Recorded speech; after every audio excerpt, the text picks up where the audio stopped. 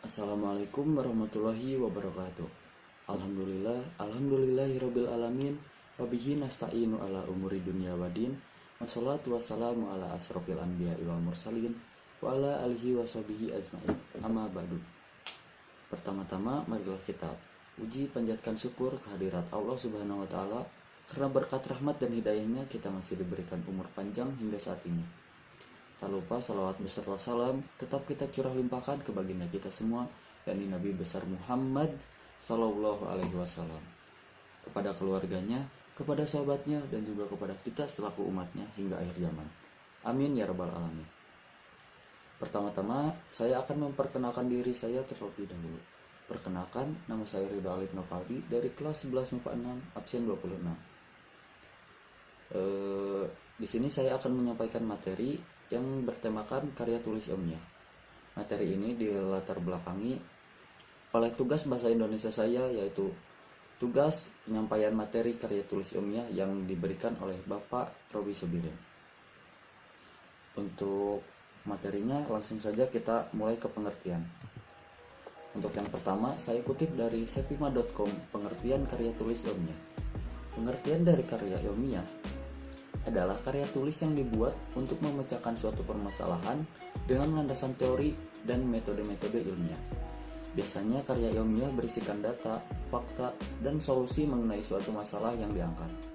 Penulisan karya ilmiah dilakukan secara runtut dan sistematis. Untuk yang selanjutnya ada tujuan karya tulis ilmiah. Saya kutip dari mamikos.com. Tujuan karya tulis ilmiah adalah menginformasikan pada pembaca terkait suatu permasalahan beserta jawabannya. Karya tulis ilmiah juga digunakan untuk membuktikan kebenaran suatu fakta.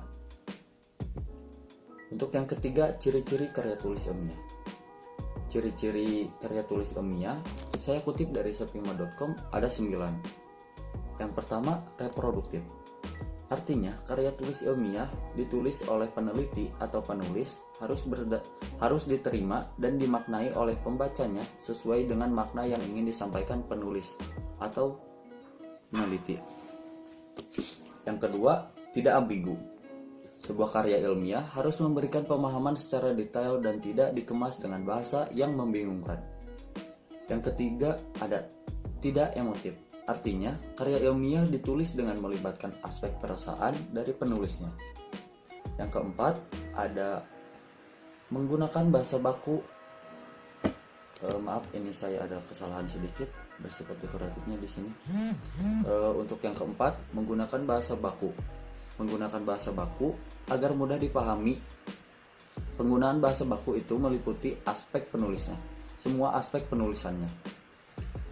Dan yang kelima, menggunakan kaidah keilmuan. Menggunakan kaidah keilmuan, penulisan karya ilmiah harus menggunakan kaidah keilmuan atau istilah-istilah akademik. Dari bidang penelitian si penulis, hal itu bertujuan untuk menunjukkan bahwa peneliti atau penulisnya memiliki kapabilitas pada bidang kajian yang dibahas dalam karya ilmiahnya. Untuk yang keenam, bersifat dekoratif. Artinya, penulis karya ilmiah harus menggunakan istilah atau kata yang memiliki suatu makna. Yang ketujuh, tidak kohesi. Tidak kohesi di sini artinya karya ilmiah harus memiliki kesinambungan antar bagian dan sebabnya dan babnya dan bersifat straightforward. Maksudnya ialah tidak bertele-tele. Dan yang kedelapan ada bersifat objektif. Bersifat objektif. Karya ilmiah memang harus bersifat objektif. Hal ini sangat penting karena karya ilmiah tidak dibuat berdasarkan perasaan penulisnya.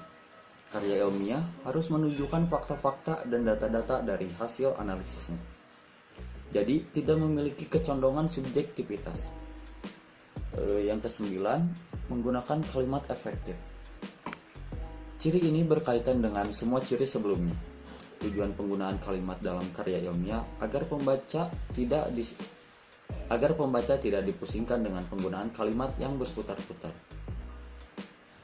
Untuk yang selanjutnya ada macam-macam karya tulis ilmiah. Dikutip dari sepima.com, di sini ada 7 macam dari karya tulis ilmiah. Yang pertama, makalah.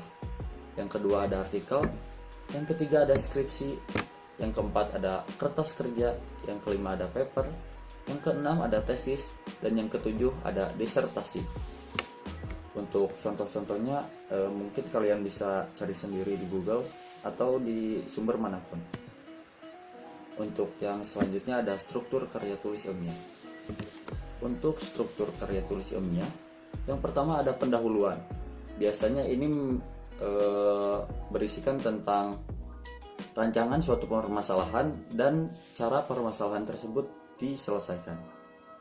Yang kedua ada isi dan pembahasan. Isi dan pembahasan biasanya terdiri dari satu bab atau lebih. Di isi dan pembahasan juga biasanya kita diberikan analisis-analisis dari sudut pandang penulis. Dan yang terakhir ada kesimpulan. Kesimpulan di sini biasanya berisikan dari hasil analisis, isi, dan pembahasan. Jadi isi dan pembahasannya itu sudah dirangkum oleh penulis. Rangkuman yang kita dapatkan dari materi yang sudah disampaikan adalah pengertian dari karya ilmiah. Karya tulis ilmiah adalah karya tulis yang dibuat untuk memecahkan suatu permasalahan dengan landasan teori dan metode-metode ilmiah. Dan juga karya ilmiah berisikan data-data, fakta, dan juga solusi pemecahan dari suatu masalah yang diangkat. Dan tujuan dari karya tulis ilmiah menginformasikan pembaca mengenai suatu masalah dengan jawabannya. Untuk ciri-ciri karya tulis ilmiah ada yang pertama ada reproduktif, 2 tidak ambigu, 3 tidak emotif, 4 menggunakan bahasa baku, 5 menggunakan kaidah keilmuan, 6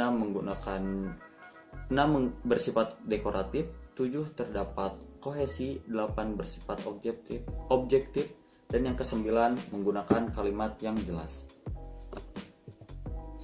Macam-macam karya tulis ilmiah.